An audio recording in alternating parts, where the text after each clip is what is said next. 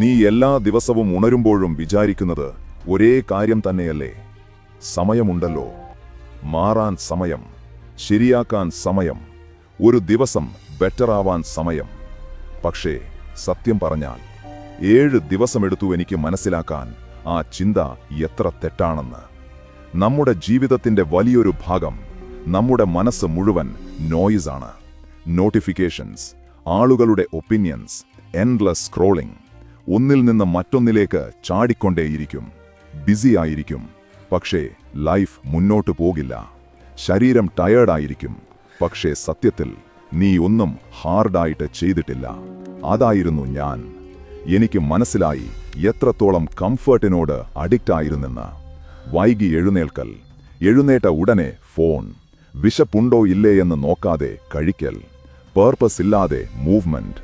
ഞാൻ വീക്കായിരുന്നില്ല, ഞാൻ ഡിസ്ട്രാക്റ്റഡ് ആയിരുന്നു. ആ ഡിസ്ട്രാക്ഷൻ തന്നെയാണ് നിന്റെ പൊട്ടൻഷ്യലിനെ പതുക്കെ പതുക്കെ കൊല്ലുന്നത്. അപ്പോഴാണ് ഞാൻ തീരുമാനിച്ചത് മാറാൻ. 7 ദിവസം മങ്ക് മൈൻഡ്സെറ്റ്, മൈൻഡ്ലെസ് സ്ക്രോളിംഗ് ഇല്ല, എംപ്റ്റി നോയ്സ് ഇല്ല, എക്സ്ക്യൂസസ് ഇല്ല. ശരീരം ഇന്നല്ലേ എന്ന് പറഞ്ഞാലും ഞാൻ നേരത്തെ എഴുന്നേറ്റു. ഫോൺ എടുക്കാതെ മിണ്ടാതിരിക്കാൻ പഠിച്ചു. ആദ്യത്തെ ദിവസങ്ങൾ അസഹ്യം, ഓൾമോസ്റ്റ് പെയിൻഫുൾ. തോട്ട്സ് എല്ലാം കയറി വരും. ഡൗട്ട്, ഫിയർ, പഴയ ഹാബിറ്റ്സ് അറ്റൻഷൻ ചോദിക്കും.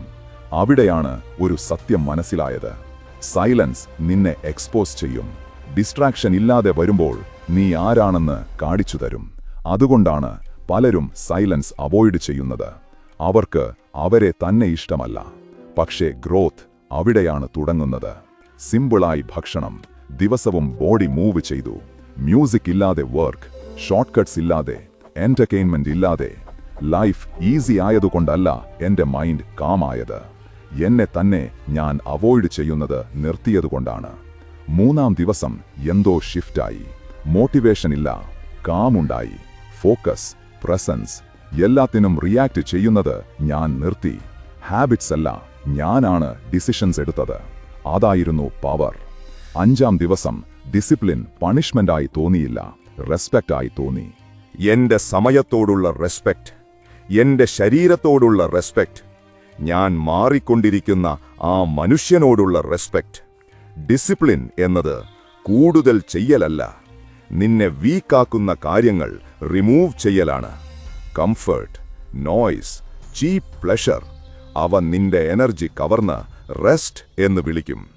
7-ാം ദിവസം ഞാൻ ന്യൂ പേഴ്സണായി ഫീൽ ചെയ്തില്ല. എന്റെ റിയൽ സെൽഫിനെ തിരിച്ചു കിട്ടിയതുപോലെ തോന്നി. ഡിസ്ട്രാക്ഷന്റെ അടിയിൽ മറഞ്ഞുപോയ ആ വേർഷൻ. ഇതാണ് സത്യം. മങ്ക് മൈൻഡ്സെറ്റ് എന്നത് ജീവിതത്തിൽ നിന്ന് ഒളിച്ചോടലല്ല. ഇപ്പോൾ ഡിസ്കംഫർട്ട് ചൂസ് ചെയ്താൽ പിന്നെ റിഗ്രറ്റ് കൊണ്ട് ജീവിക്കേണ്ടി വരില്ല. സ്ട്രോങ് ഇന്നർ വേൾഡ് ബിൽഡ് ചെയ്താൽ ഔട്ടർ വേൾഡ് നിന്നെ കൺട്രോൾ ചെയ്യില്ല. നിനക്ക് 7 ദിവസം വേണ്ട, ഒരു ഡിസിഷൻ മതി. നേരത്തെ എഴുന്നേൽക്ക്, സൈലൻസിൽ ഇരിക്ക്, റിവാർഡ് ഇല്ലാതെ ഒരു ഹാർഡ് തിങ് ചെയ്. നീ ലോസ്റ്റ് ആയി ഫീൽ ചെയ്യുന്നുണ്ടെങ്കിൽ, അൺഡിസിപ്ലിൻഡ് ആയി തോന്നുന്നുണ്ടെങ്കിൽ, നീ ബ്രോക്കൻ അല്ല. നിന്റെ മൈൻഡ് ക്രൗഡ് ചെയ്തതാണ്. ക്ലിയർ ചെയ്, നോയ്സിൽ നിന്ന് മാറ്, ഡിസ്കംഫർട്ട് എംബ്രേസ് ചെയ്, ഇന്റൻഷനോടെ ആക്ട് ചെയ്. ഇത് കൺസിസ്റ്റന്റായി ചെയ്താൽ ഒരു ദിവസം മിററിൽ നോക്കുമ്പോൾ നിനക്ക് തന്നെ വിശ്വസിക്കാൻ പറ്റില്ല. ഓവർനൈറ്റ് ചേഞ്ച് അല്ല, ഡിസിപ്ലിൻ കൊണ്ടാണ് നീ അൺറെക്കഗ്നൈസബിൾ ആവുന്നത്. ഇന്ന് തന്നെ തുടങ്ങ്.